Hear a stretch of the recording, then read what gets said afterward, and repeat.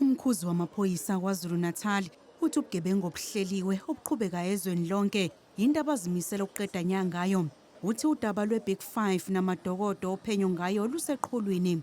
Umkhwanazi uthi bakhathazekile ngokubandakanyeka kwezinye izikhulu zamaphoyisa ezenzweni zobugebengu.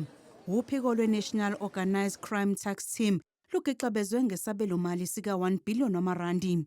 U-National Commission unginikeze umsebenzi wokuthi njengoba ngiphethe iprovince la ngikwazi ukubhekelela ukusebenza kwala maqembu lawa esowenza abekhona i-country yonke azobe sebenza endaweni ezihlukene ema-province. Umsebenzi wabo bazobhekene nalamacala esiwabiza nge-organized crime. Lamacala ahlangene nobugebengu lokusezingeni eliphezulu.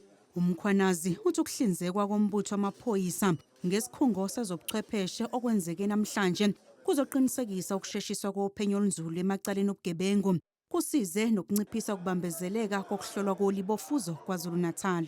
Sesithi mangabe siphenya samaphoyisa noma sithola ukuthi ubani umuntu odlungulile noma sithola ukuthi ubani umuntu odubulile, kodwa ke kufanele ukuthi sithathe lobo bufakazi busenkantolo. Inkantolo ke ifika ibuza imibuzo ukuthi wazi ngani ukuthi lo. Ingakho ke sikhona into ekuthiwa ama-DNA fine sithathe amathe la kuwena emlomeni siwafakela ilab ngaphakathi bawa-analyze ukuthi izitho zakho zomzimba zitholakele kuloya muntu wesifazane ngoba bazithole la e-forensic. Isibhamu masidubulile sisithola isibhamu silethwa la kuthiwe le nhlamvu ebulale lo muntu otholakele ibiphuma kule sibhamu. Lokhu kuzokwenza nezisulu zobugebengu zithola ubulungiswa ngokushesha.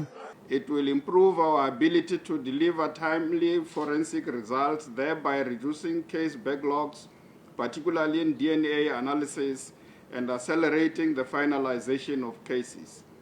The impact of this far-reaching victims will receive justice more swiftly. Lesikhungo esisha esethula umnyango wezemisebenzi kahulumeni nengqalasizinda sizohlanganisa amathimba ophenyo ehlukene, kanti kulindeleke sisheshise uhlelo lophenyo, ukuvikela ubufakazi nokuthuthukisa izinga lokuphothulwa kwamacala.